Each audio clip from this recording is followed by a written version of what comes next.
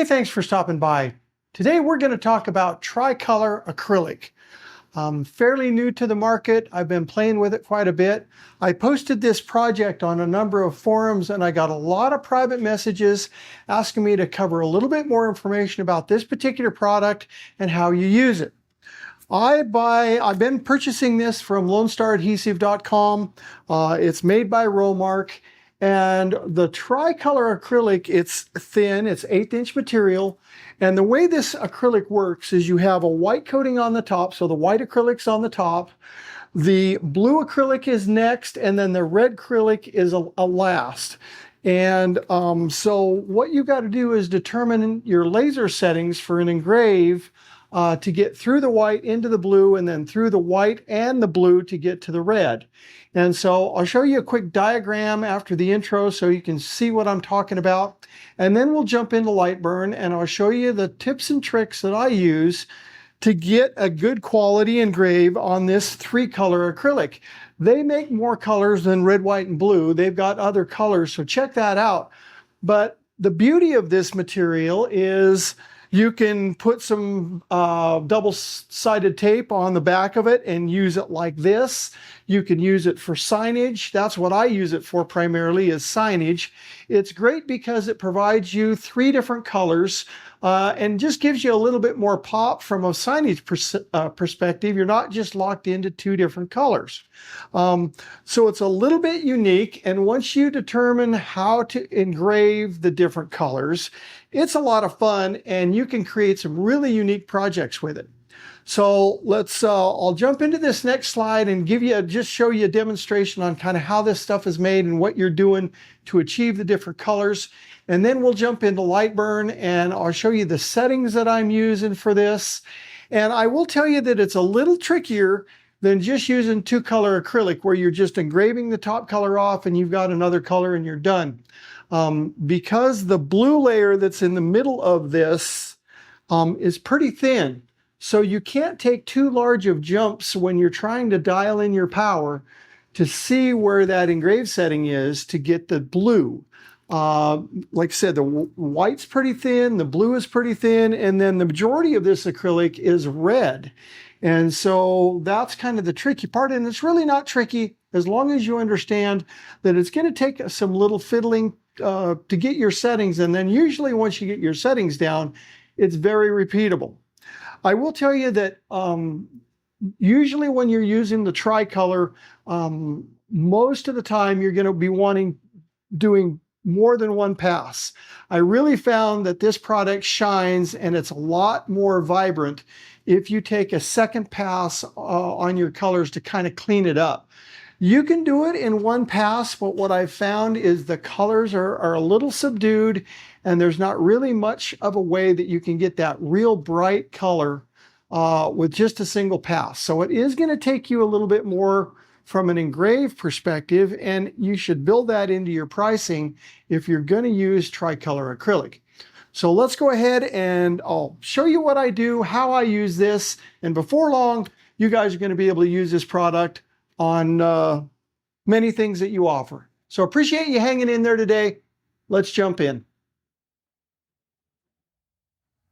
Let's talk a little bit about what tricolor by Romark actually is. It's an 1/8 inch material, and it's actually 3 different colors of acrylic put together. So you have the white layer that's first, that's on top. You have the blue layer that's next, and then you have the red layer. And so the trick to using this for different signage where you want 3 different colors, of course, if you want to do a sign and you want it white, you don't have to do anything because the very top layer is going to be white. So the surface area here is white. If you'd want to reveal the blue, you'll have to determine a laser setting that will engrave through the white layer to show the blue. If you want a red to show, then you would have to determine your cut settings, or excuse me, your engrave settings to engrave through the white, through the blue, and get to the red. The tricky part for this particular material is this blue layer is very thin. The white layer is a no-brainer. The red layer is really not that hard because you can just blow through the first two layers, and the red layer is by far the thickest layer, so you've got a little bit more leeway. And so the idea is to develop settings with your laser to be able to get just to the blue layer and have it stand out, have it nice and smooth, have it a true color. And that's what we're going to work on today. But I just wanted to illustrate for you guys what a tricolor acrylic is. I purchased this stuff from Lone Star Adhesive, so that's where, and I know they have more than this particular color combination. I believe they have more of different colors, so check that out. But once you master how to get these engraved settings down, it will really open up your ability to create colored signs with 3 different colors. It just takes your sign material to the next level. Let's go to LightBurn and I will show you how we can get this thing dialed in. So now that we know what the tricolor looks like and how we're going to engrave different colors on this piece of acrylic, the first thing I wanted to share with you is usually what I do is I generate a material test card. The laser that we're going to use today is my Thunder Nova 35 100 watt laser. It's CO2 laser. I've got a 2-inch lens on it, and that's what we're going to be using today. And usually I engrave almost all of my engraving, whether it's wood or acrylic or whatever it is. I normally will range anywhere from 450 to 550 millimeters per second. So if you haven't messed with the material test card in LightBurn, I encourage you to go YouTube that and see how it all works. You can come up here to Tools, Laser Tools, and then to Material Test Generator. And this is the rows that we have.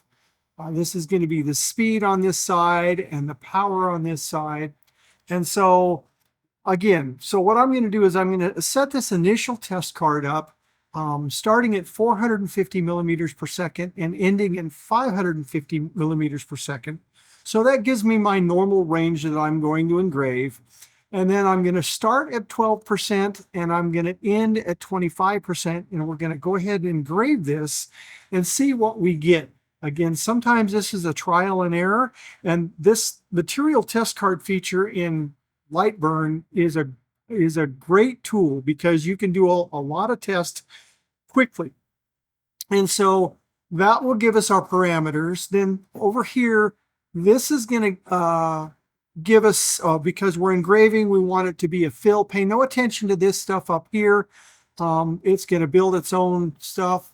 And your, again, your lines per inch, don't worry about. Come up here to your text settings. So these are going to be the text portion of your material test card, and that's going to be separate than your engraved settings. So you're going to want to, somewhat guess at that. I'm going to go ahead and put in 400 millimeters per second at 20% power at a 317 for lines per inch, and we'll see how that works. And then the border, this would be cutting it out. So this is going to be your cut setting to cut this material test card out. And I'm going to use high air. I'm going to put 80% power at 20% speed. We'll see how that does. And we can preview this. And this is the material test card that it's going to run. And you can see, so what's going to happen, it's going to start at 450 and it's going to jump up in small increments up to 550. And it's also going to go from 12% power to 25% power. And what I'm really looking for is there a sweet spot in here that we're going to either see blue or red. And then we'll run additional test cards based on what we see with this very initial test card. So that's what we're going to do there.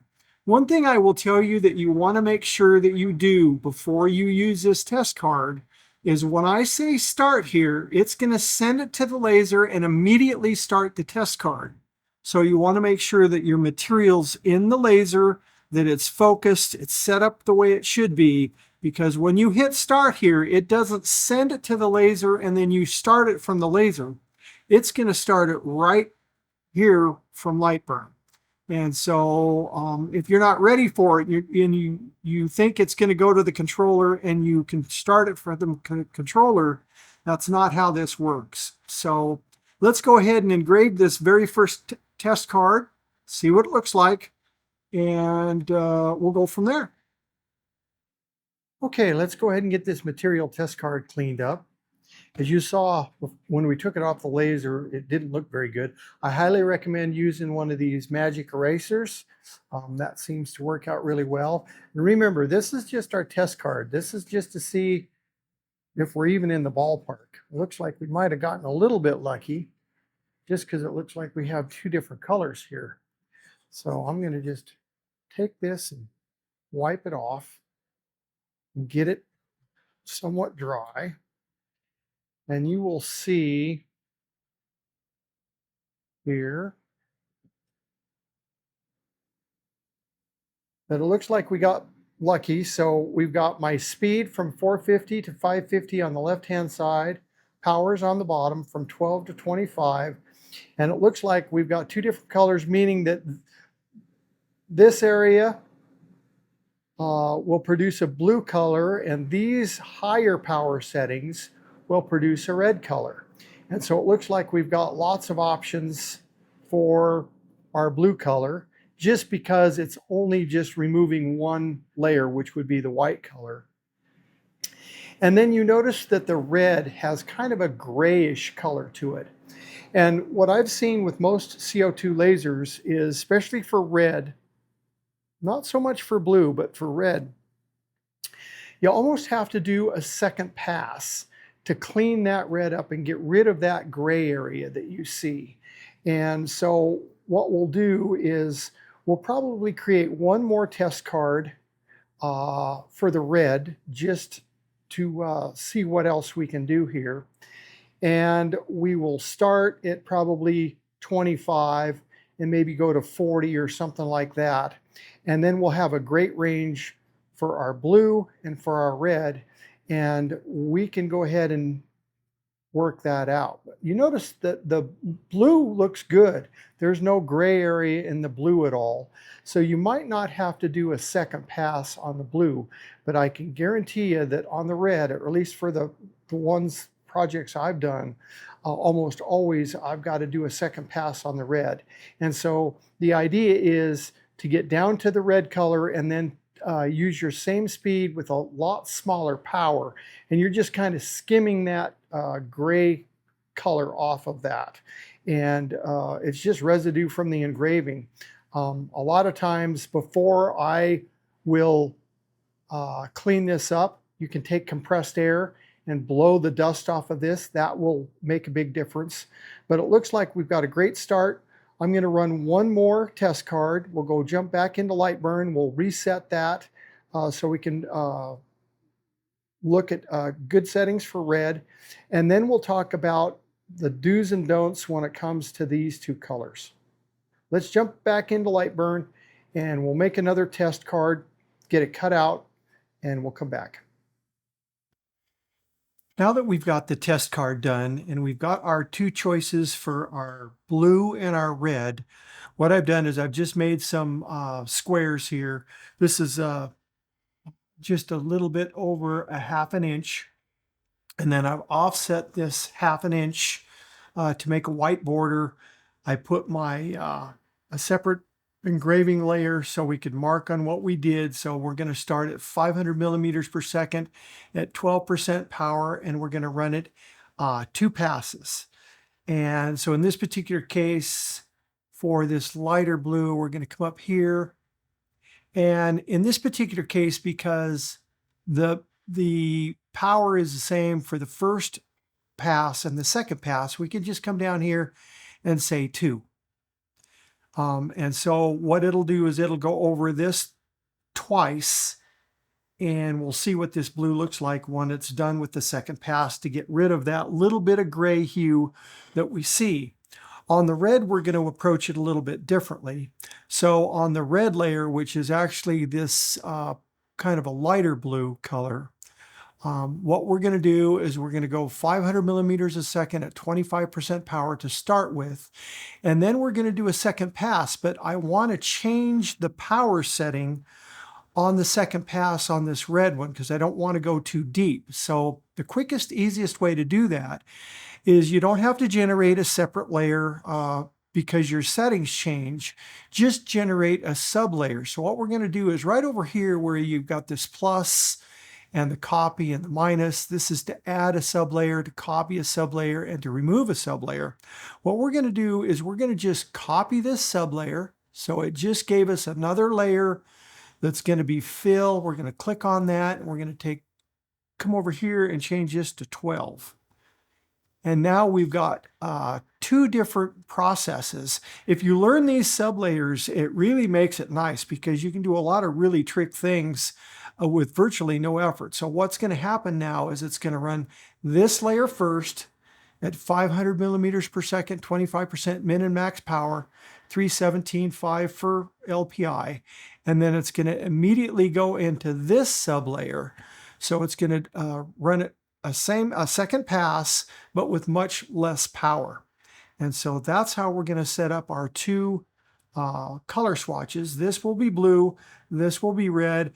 I like putting the information on the bottom. So when I pull these off the laser and a couple of days goes by, I realize or remember what I did to get the result. So let's go ahead and we'll load some more material up in the laser. We'll run these right quick, pull them off, and see what we have. Okay, so let's do a quick recap of what we got here. We did our test card. We determined that we were going to start our settings at 500 millimeters a second because that's the average between 490 and 510, and that's one of my normal engraving speeds. So everything we did here is at 500 millimeters a second. For the blue, we selected right around 12% power. And you can see we did 2 runs of 500 millimeters a second at 12% power. And that blue never changed. The blue is pretty easy to do. We're just going through one layer of acrylic, so it's not that big a deal. But then we started to dial in the settings for the red, and it's quite a bit trickier. So we started at 500 millimeters per second, 25 for the first pass and 12% for the second pass. And you can see that there's kind of a gray hue here and you can't get rid of it. These are all after I've cleaned it up. And so it was obvious that I needed to get a little bit deeper because the first pass, when I went through here, you could still see blue. You weren't actually into the red. And so I tweaked with just the focus and that kind of stuff, and really didn't do any better. You can see that we're still into the blue and we need a little bit more power. So I shifted gears, came down here and changed my power setting on my red from 25 to 35 the first pass, and from 12 to 20. And you can see once I got a little bit more horsepower in it, along with the second pass, it cleaned up really nicely. And so that's what you've got to do. The other thing that I will tell you that can make a huge difference in your results is airflow.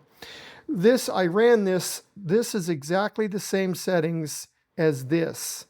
This has or a tenth of a pound of air, so literally just a whisper of air to keep the lens cool. This is 3/10 of a pound of air. So you can see that we've only gone up only slightly, and it completely destroyed our result. So, and this is after it's cleaned. So airflow is absolutely key. If you're getting these kind of results when you're trying to do this acrylic, whether it's your first pass or your last pass, if you have airflow on your acrylic, it's going to take that vaporized material and burn it into the color, and you're not going to get it off. So you want just enough airflow to keep your lens cool and clean if you've got like a Thunder.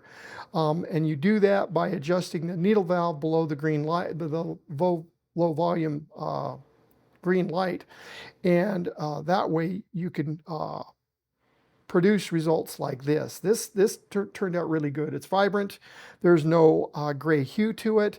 But boy, if you have any kind of airflow at all on your acrylic, this is what you're going to end up. So the goal of this process was just to show you kind of how I approach doing these things. And it does take a lot of testing, but it does pay off. I put these settings in my material library in LightBurn, and I have them now. The only other thing I will mention is if you're doing larger pieces like I did for that mini toolbox, over a large piece of acrylic, you're going to have some variations in thickness for materials. So there were times when I actually had to do a third pass because the majority of it looked great and there was a section in that acrylic that was still gray. And I needed to burn that off, so I would go with a third pass. Don't be afraid to do that. And I think once you understand these concepts, you're well on your way to working with this tricolor acrylic. If you like the content, I'd sure appreciate a thumbs up. If you have the ability, please subscribe. We're at just about 31,000 subscribers. And if you can, hit that thanks button and contribute to the channel. It's those contributions that are making this content possible. Thanks for hanging in there with me. Everybody have a great day.